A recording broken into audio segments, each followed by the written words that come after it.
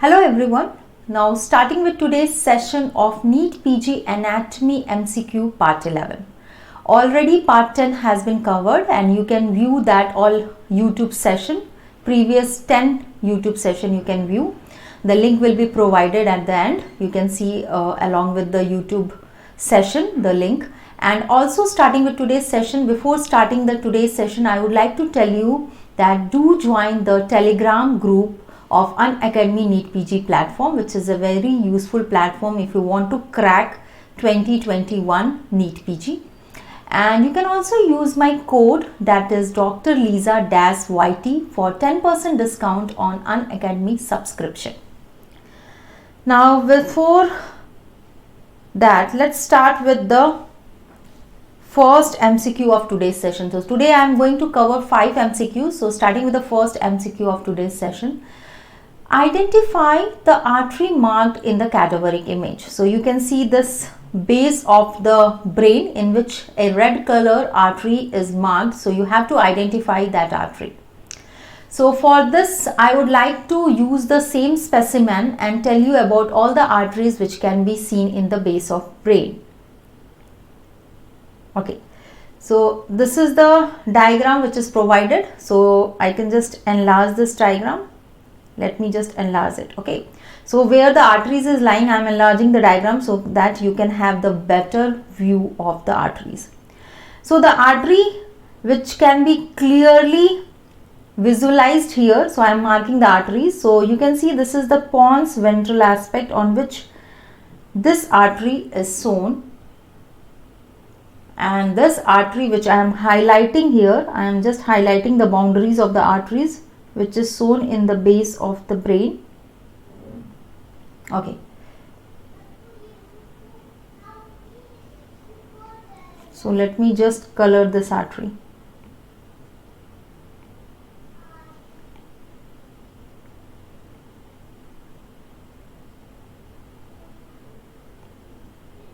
So this is the artery which is highlighted in the image, and this is formed on the ventral aspect. This artery is formed onto the ventral aspect, and this artery is basilar artery. Basilar artery is formed by joining of two vertebral artery. So these are the two vertebral artery, one on either side, and by joining these two vertebral artery there is formation of basilar artery.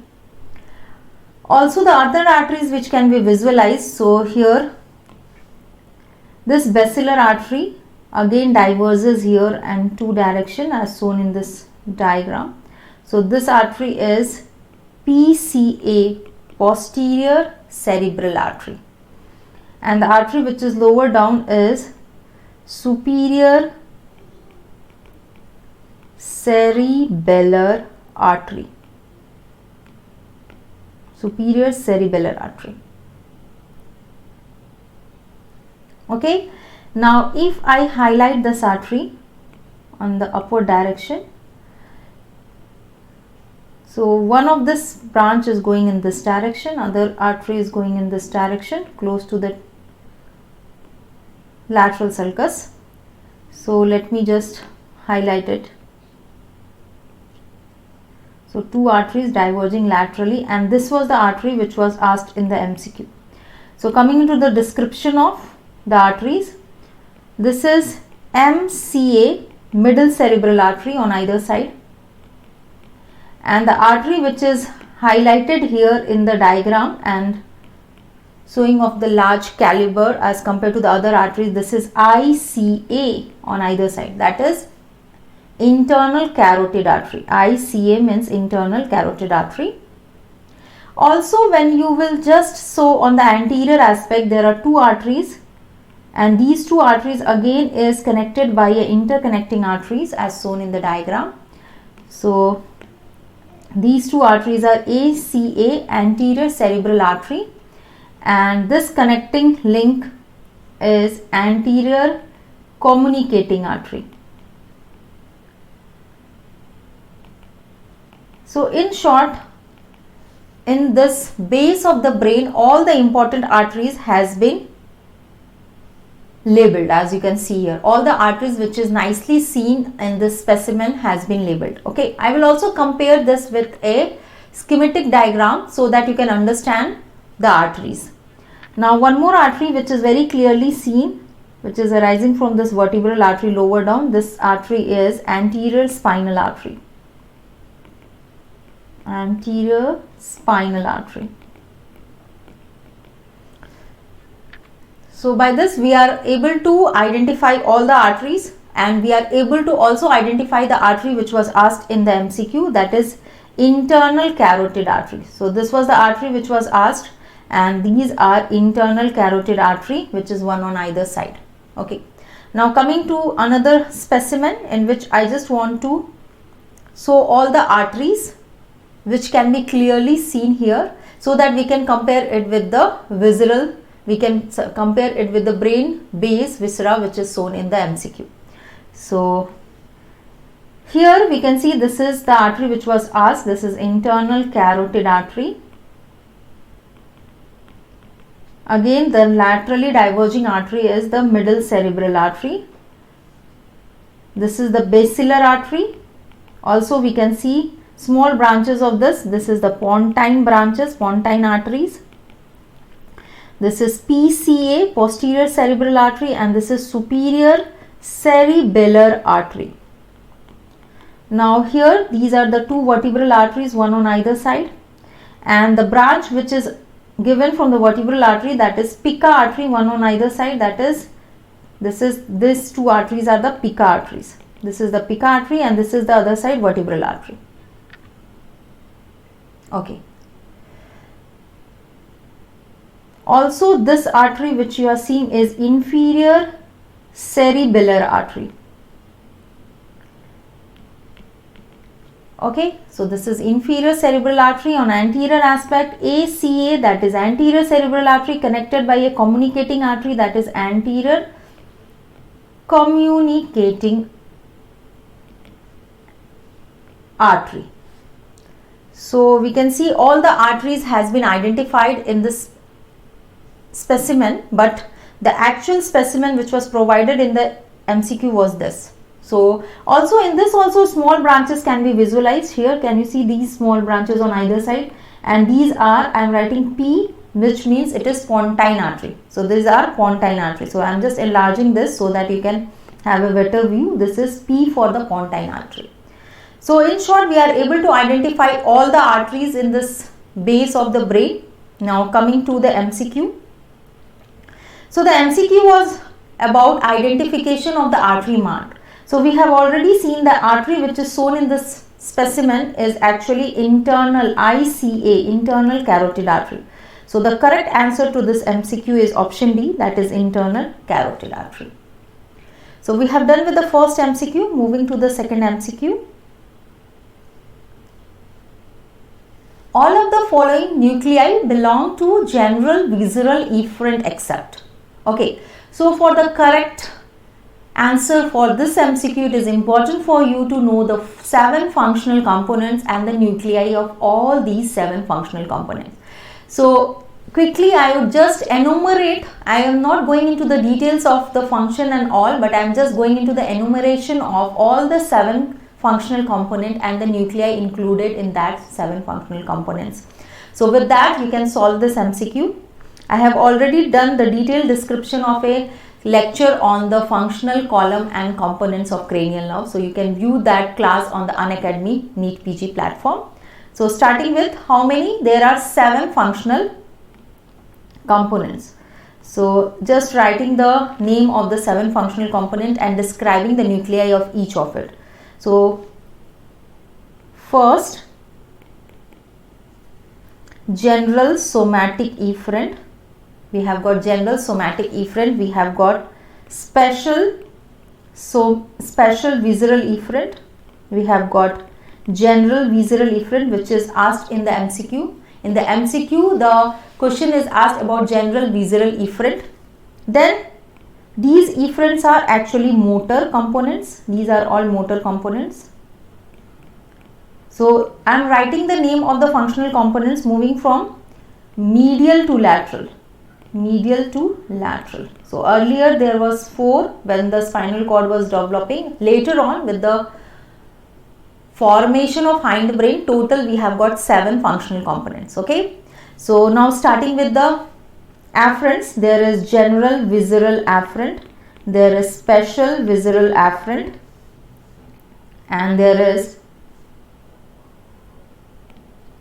general somatic afferent, and the last one is special somatic afferent. So 4 sensory component is there, functional components. So this is the name of all the 7 components. Now starting with the nuclei of each of these components. So starting with the first, I will start with the motor component or the efferent component. So the first component is general somatic efferent. General somatic efferent. The nuclei in this group are 4 nuclei lies in this group, that is following: oculomotor nucleus, there is trochlear nucleus,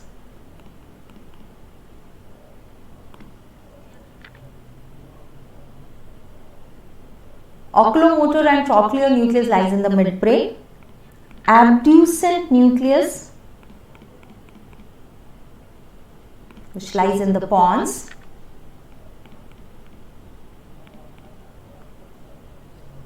hypoglossal nucleus, the last of this group, which lies in the medulla. Okay, so oculomotor nucleus is for supplying all extraocular muscles, trochlear for SO4, superior oblique muscle, abducent for lateral rectus, and hypoglossal for the tongue muscle. So we have done with the first list, that is general somatic efferent. Now moving on to the next, that is special visceral efferent.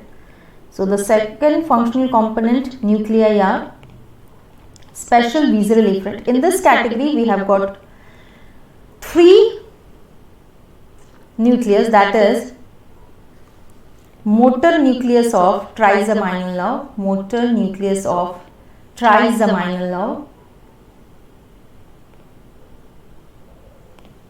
and this is innervating all the muscles of mastication, means muscles of mastication. We have got motor nucleus of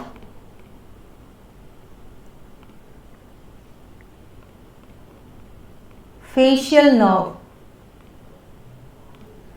So motor nucleus of facial nerve is innervating the muscles of second pharyngeal arch or branchial arch, and the third nucleus of this category is nucleus ambiguus.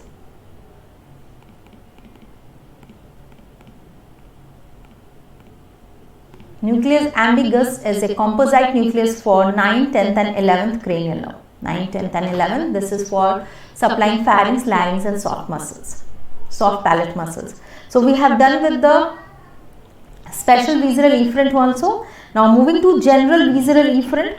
So this was asked in the MCQ, the nuclei of general visceral efferent. So in this category we have got 5 nucleus. In this category we have got 5 nucleus belonging to general visceral efferent component. Edinger-Westphal nucleus. Actually these all nucleus is required, and general visceral efferent is required for parasympathetic innervation, superior salivary nucleus, inferior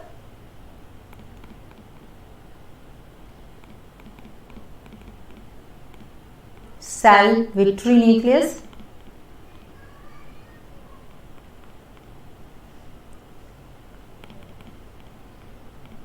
lacrimatory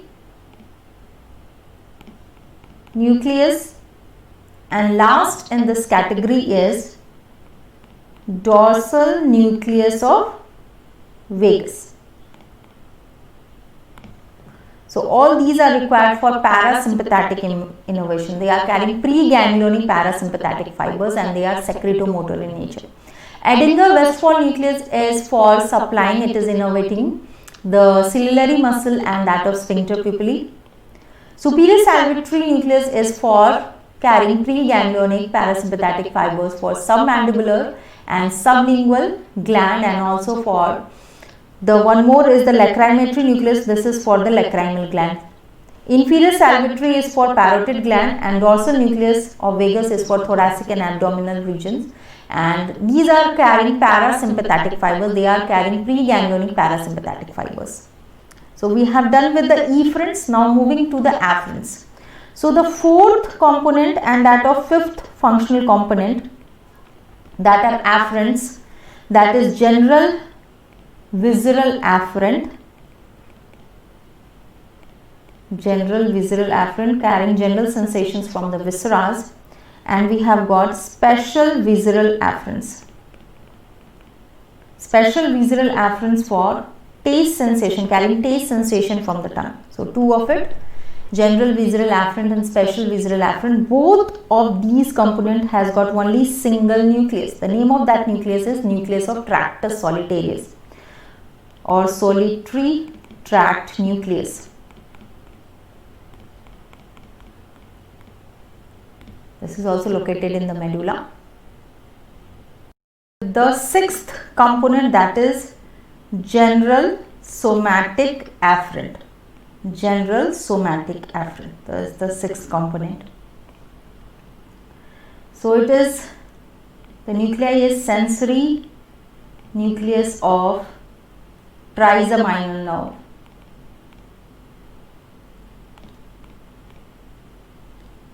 It is again having three parts, three components. The sensory nucleus of trigeminal nerve, that is chief, mesencephalic,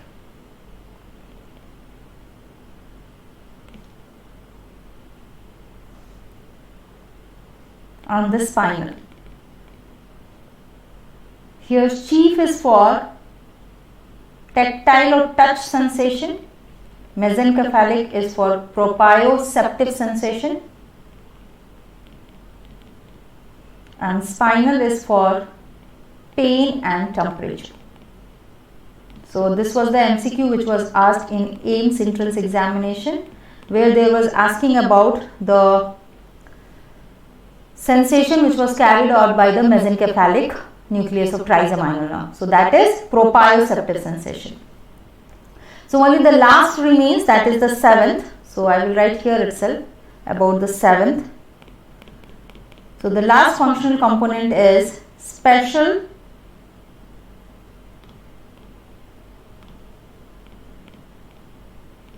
somatic afferent, and this contains cochlear and vestibular nuclei. Cochlear and vestibular. So vestibular is for balancing and cochlear is for hearing. So we have done with all the functional component and nuclei we have discussed. I have given you the list. Now moving to the MCQ. All of the following nuclei belong to general visceral efferent except. So here option A, B, C, that is dorsal nucleus of vagus, lacrymatory and the Edinger-Westphal nucleus are actually belonging to general visceral efferent. Nucleus of tractus solitarius is the correct answer, and it is belonging to two afferent, that is general visceral afferent and special visceral afferent component. So this is the correct answer to the MCQ. Now moving to the third MCQ. Nerve of Vrysburg contains. So it is important to know firstly what is nerve of Vrysburg. So I would like to tell you what is the nerve of Vrysburg.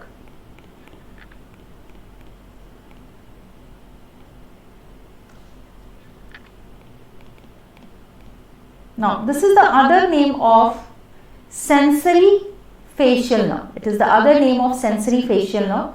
So this facial nerve has got two components. One is motor, other is sensory. Actually, the sensory component is also called as, the other name is, it is also called as nervus. It is also called as nervus intermedius. Now, why it is called as nervus intermedius? Because the exact location, I will show you another diagram in which you can see the exact location of sensory component of facial nerve, that is nervus intermedius, is lying between vestibulocochlear and that of motor nerve. So, nerve of Brispring is actually the other name of nervus intermedius or sensory component of facial nerve. Now, let's see this diagram. So, let me slightly enlarge it. Yeah. So, here I would like to show the facial nerve. So, this is the facial nerve which you are seeing. This is the motor component of facial nerve. And if you will see, the other small nerve lying close to it, actually meeting with the motor component, is nervus intermedius. What is written here? This is intermediate nerve. Actually, this is intermediate nerve or sensory component of facial nerve. So, let me just highlight this diagram part only. Okay. So, this is intermediate nerve, that is the intermediate or sensory component of facial nerve, and it is meeting with the motor component. So, let me just highlight the motor component. This green color I am using for the motor component. Now you can see the sensory component. This is the intermediate nerve, that is the sensory component of facial nerve. It is lying sandwiched between, let me just highlight this nerve. So, this nerve which you are seeing is the vestibulocochlear nerve. So, this is the vestibulocochlear nerve which is shown in the diagram, and all these structures are passing through internal acoustic meatus. So, blue color I am using for the vestibulocochlear nerve, that is the cochlear and vestibular component of 8th cranial nerve. So, if you will see, so this is the vestibular nerve, cochlear nerve, you can see all these nerves are shown here. Along with it, labyrinthine artery is there, so I am not concerned about labyrinthine artery. Now, just see the location of nervus intermedius. So, nervus intermedius is the red colored structure which is lying between the green and the blue structure. So, what is it? So, the exact location of the sensory component is lying between facial and that of vestibulocochlear nerve. So, it is called as nervus intermedius, and the other name of this nerve is Brisping nerve. So, let me just reduce the size of this diagram. So, I think you have understand about the location, and all these structures are traversing through this opening, that is internal acoustic meatus. All these structures is traversing through internal acoustic meatus. Okay. So, just few lines about its function. So, motor component.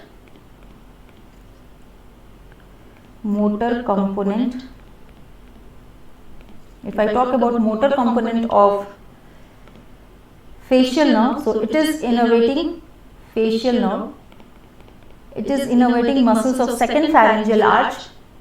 So, it is having only one component, that is SVE, GEM, that is special visceral efferent, and this is supplying facial expression muscle.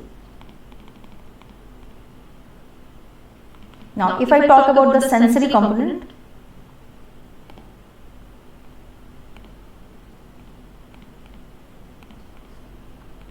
that is the nerve of Brisping, it is having following components. It is having SVA, special visceral afferent, it is having general visceral afferent, and it is having general visceral efferent. Okay. So, special visceral afferent for taste sensation of the tongue, anterior 2/3. General visceral is having general visceral sensation, general sensations of distension and all, and JVE, that is efferent, that is for parasympathetic. So, this sensory component is for, these fibers are related for the secretion from secretomotor fibers, and this is required for secretion from the submandibular and sublingual gland. So, we can see three sensation is lying in the facial component of the sensory part of the facial nerve. So, let us move to the MCQ. Nerve of Brisping. So, the nerve of Brisping contains fibers. So, yes, the correct answer will be D, yes, because it is containing parasympathetic fibers, it is containing sensory fibers, and it is also containing secretory fibers. So, this is the correct answer to this MCQ. Now, moving to the next MCQ. So the fourth MCQ is Chagasse-Neck tubercle is option A, Alps point carotid tubercle on 6th cervical vertebra, option C is found on the first rib, and option D is medial condyle of humerus. Chagasse-Neck tubercle. So firstly I would like to tell you about this tubercle.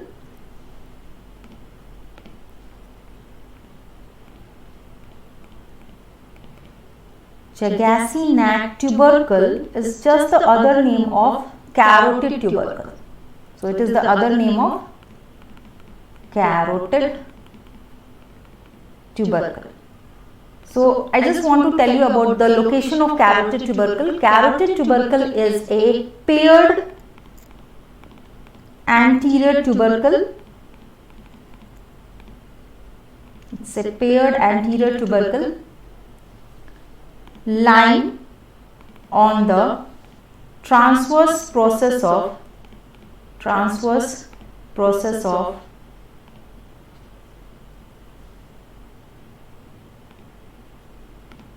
sixth cervical vertebrae. Chagasse-Neck tubercle is called as carotid tubercle. What is the location? On the transverse process of 6th cervical vertebrae.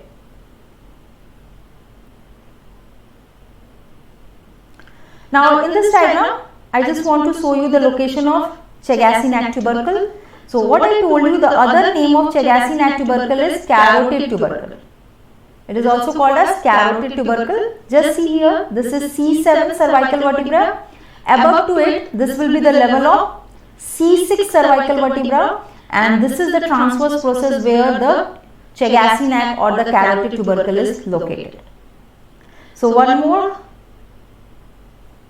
diagram in which the exact 6th cervical vertebra is shown here, and you can appreciate here carotid tubercle in the diagram. And this is the carotid tubercle which is shown. This is the location of carotid tubercle, and it is lying on the transverse process of 6th cervical vertebra. So this was a very direct MCQ. So just moving on to this MCQ. So the correct answer will be option B, that is carotid tubercle on the 6th cervical vertebra. Carotid tubercle on the 6th cervical vertebra is the correct answer. This is the carotid tubercle, which is also called as Chagasse-Neck tubercle. Now moving to the last MCQ of today's session, option 5th. So MCQ 5th, that is incorrect statement regarding otic ganglion.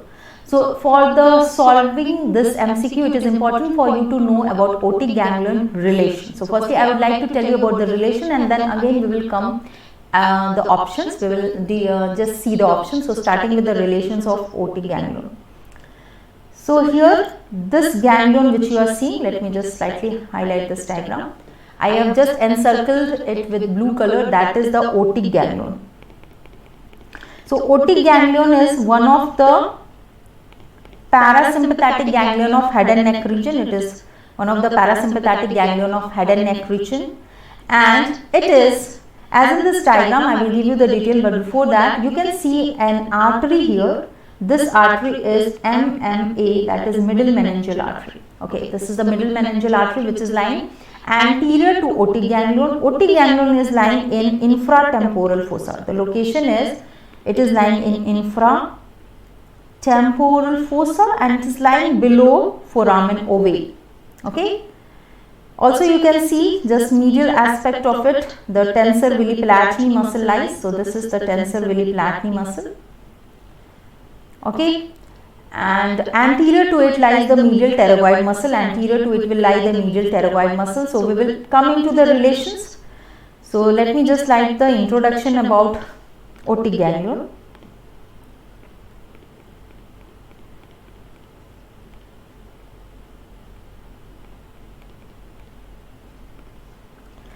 So for parasympathetic ganglion, it is important to know its structural and functional relation. So it is functionally related with, related to, it is functionally related to glossopharyngeal nerve, that is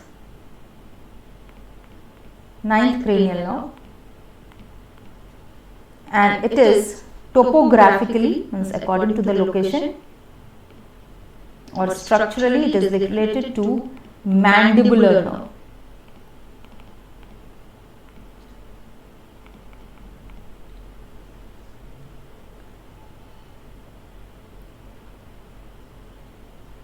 Now, after that, coming to the relations of otic ganglion. Relations of otic ganglion.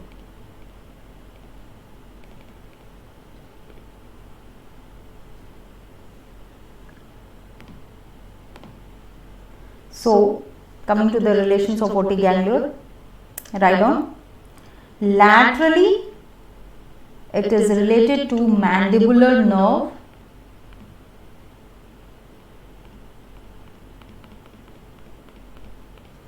Laterally, it is related to mandibular nerve.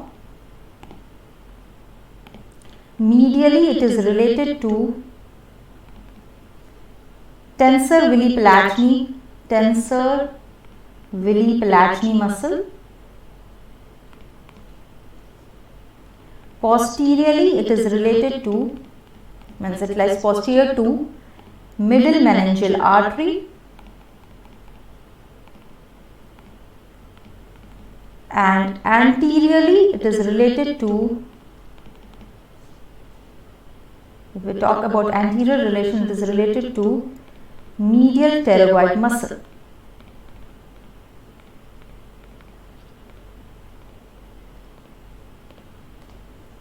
And it itself lies inferior to foramen ovale, FO for foramen ovale. It lies itself below foramen ovale. So this is all about the relations of otic ganglions, and now moving to the MCQ.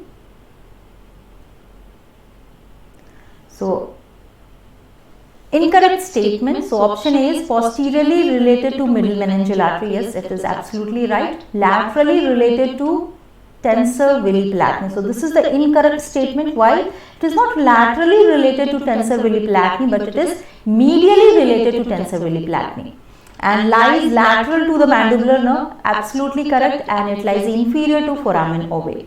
So for solving this MCQ, we have to know the relations of the otic ganglion.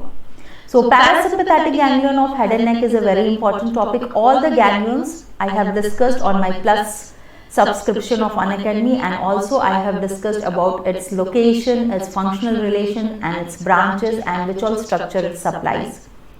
Now, thereafter, coming to the details of how you can find me on the Unacademy.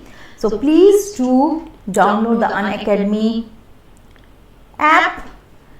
There you can join the NEET. Also, you can join the Telegram group link of NEET PG Unacademy platform, and do use my code if you want to subscribe for the Unacademy NEET PG platform. You can use my code, that is Dr. Lisa YT, Dr. Lisa -YT, for 10% discounts on Unacademy subscription.